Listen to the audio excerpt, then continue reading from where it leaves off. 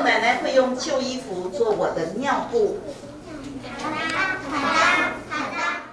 老师讲到绘本当中的文字，搭配咔嗒咔嗒的声音，让小朋友更容易融入去故事情节当中。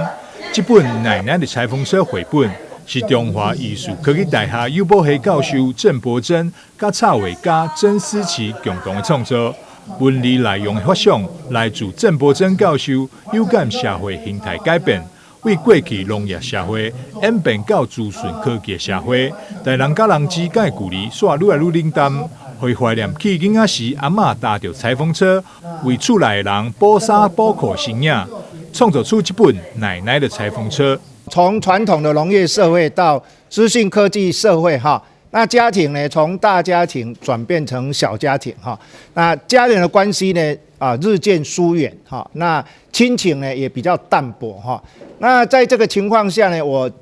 经常呢想起哈奶奶呢我小时候她在踩裁缝车的身影以及呢裁缝车呢咔嗒咔嗒的声音所以我想创作这一本绘本。那这一本绘本的特色呢最主要就是在插画上呢采用比较温馨比较温暖的一个色彩那在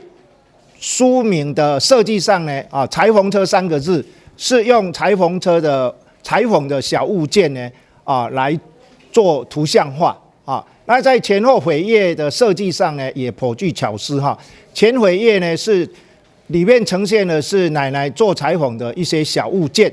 那后扉页呢是这个奶奶这一辈子呢帮家人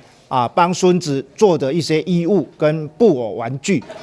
奶奶的裁缝车绘本运用模声法，以简洁文字透过描写阿嬷搭着裁缝车发出的咔嗒声，表达阿嬷对着家庭的关爱之情，以及家人对着阿嬷的无尽思念。郑伯珍教授在2021年撰文，并找到插画家曾思琪来画图，为呈现册当中文字的情节，曾思琪的插画设计、媒材技法、封面的册名设计、前后的扉页设计、裁缝车的构图，以有感的手法结合创意卡司加以呈现。校长孙一鸣嘛表示，郑伯珍教授近几年来用心投入绘本创作，至今已经出版17本绘本。伊认为这是大学老师善尽社会责任的具体实践。奶奶的裁缝车。